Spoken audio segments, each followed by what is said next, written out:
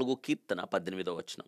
విరిగిన హృదయము గలవారికి యెహోవా ఆసన్నుడు, నలిగిన మనసు గలవారిని ఆయన రక్షించును. 51వ కీర్తన 17వ వచనం. విరిగిన మనసే దేవునికి ఇష్టమైన బలులు. దేవా, విరిగి నలిగిన హృదయమును నీవు అలక్ష్యము చేయవు. విరిగి నలిగిన హృదయం, విరిగిన హృదయాలు దేవునికి కావాలి. ఆయనంట అలక్ష్యము చేయడని జ్ఞాపకం చేస్తూ ఉన్నాను. దేవుడు మనల్ని ఆ స్థితిలోనికి తీసుకుని వెళ్తాడు. మనం కూడా విరిగి నలిగి ఆయన దగ్గరికి రావాలి. ఒక్కొక్కసారి మనల్ని ఆ స్థితికి తేవడానికి దేవుడు మనల్ని విరగొడతాడు, నలగొడతాడు. మీకు ఒక విషయం తెలుసా? Broken rocks become fountains of water. పగిలిన బండ సందుల్లో నుండే నీరు ప్రవాహాలు వస్తాయి. నువ్వు పగిలిపోతే తప్ప నీలో నుండి దేవుడు కోరుకున్న ఆ జీవపు ఊటలు రావు అని జ్ఞాపకం చేసుకోవాలి.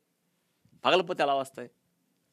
అందుకే మనం పగలగొట్టబడిన పాత్రగా మారితే మంచిది కదా. నిజంగా మీరు పగలగొట్టబడిన లేదా విరగొట్టబడిన పాత్రవేనా? ఎబ్బోకురేవు దగ్గర ఆదికాండం 32వ అధ్యాయం 25వ వచనం. యాకోబును దేవుడు పగలగొట్టాడు, ఇశ్రాయేలుగా మారాడు. నిజంగానే దీవించబడిన వాడయ్యాడు, దేవునితో పోరాడి గెలిచిన వాడయ్యాడు. యాకోబు నడక మారింది. యాకోబు జీవితంలో నీతి సూర్యుడు ఉదయించాడు. యాకోబు 12 గోత్రాలకు కర్తగా, తండ్రిగా మారాడు. దీవించబడిన ఎప్పుడు? దేవుడు విరగొట్టినప్పుడు. విరగొట్టబడిన అనుభవాలు యాకోబు జీవితంలో దేవుని చూచిన అనుభవాలు పెనుయల అనుభవాలుగా మారాయి. మీరు విరగొట్టబడ్డారా? ఇష్టపడుతున్నారా? అవును, నీవు విరగొట్టబడిన పాత్రగా దేవుని చేతుల్లో ఉండాలని దేవుడు ఇష్టపడుతున్నాడు. గిద్యోని చేతుల్లో కుండలు, 300 కుండలు, తన దగ్గరున్న సైన్యం కుండలు విరగొట్టబడ్డాయి. అందులో ఉన్న దివిటీలు వెలిగాయి. శత్రువులు ఓడిపోయారు. పగలగొట్టబడిన కుండగా నీవు ఉన్నప్పుడు నీలో మంటి ఘటాలలో దేవుడు తన మహిమైశ్వర్యాన్ని ఉంచాడు. ఆయన వెలుగు ప్రకాశమానమైన దివిటిగా మనం ఉంటామని జ్ఞాపకం చేసుకోవాలి. యేసుక్రీస్తుని అభిషేకించడానికి పగలగొట్టబడిన అత్తరు బుడ్డి, ఆ ఇల్లు అత్తర వాసనతో నిండింది. నిజంగా మనం పగలగొట్టబడుతున్నామా? దేవుడు మనల్ని పగలగొట్టనివ్వండి.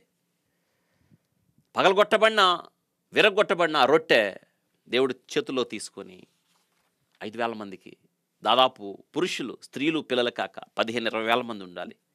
విరగొడతాడు దేవుడు అనేక మందికి ఆశీర్వాదకరంగా ఉండడానికి, నిన్ను రూపాంతరం చెందించడానికి. అంటే నిన్ను నీవుగా కాక, అనగా యాకోబుగా కాక ఇశ్రాయేలుగా మారడానికి, అనగా రూపాంతరం చేయడానికి, నిన్ను ఒక అద్భుతంగా మార్చడానికి, అనేకులకు దీవెనకరంగా ఉండడానికి, దేవునికి దగ్గరగా ఉండడానికి, దేవునితో సంభాషించడానికి, ప్రభు రూపులోకి మార్చడానికి దేవుడు మనల్ని విరగొడతాడు. మీరు ఇష్టపడుతున్నారా? నీవు పగలగొట్టబడిన పాత్రవా? అవును, యోషేబును పగలగొట్టాడు. పగలగొట్టలేదా? 13 సంవత్సరాల నుండి యోషేబు ఐగుప్తు 2వ రథం మీద తిరిగే వరకు కూడా, అనగా 30 ఏళ్ళు వచ్చే వరకు, ఈ 17 సంవత్సరాలు యోషేబును దేవుడు పగలగొడతానే ఉన్నాడు. మోషేను పగలగొట్టలేదా? దావీదును పగలగొట్టలేదా? దేవుడు పగలగొట్టకుండా వాడుకునే వ్యక్తులు ఎవరైనా ఉన్నారా?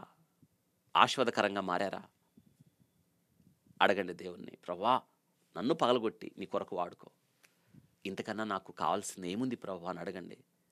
పగలగొట్టబడిన పాత్రగా లేదా విరగొట్టబడిన పాత్రగా, broken things become blessed things అన్నట్లుగా ఆయన చేతుల్లో దేవుడు నిన్ను పగలగొట్టి అనేకులకు తన మహిమార్థమై దీవెనకరంగా నిన్ను వాడుకుంటాడు. అటువంటి కృప దేవుడు మనకు దయచేయునుగాక.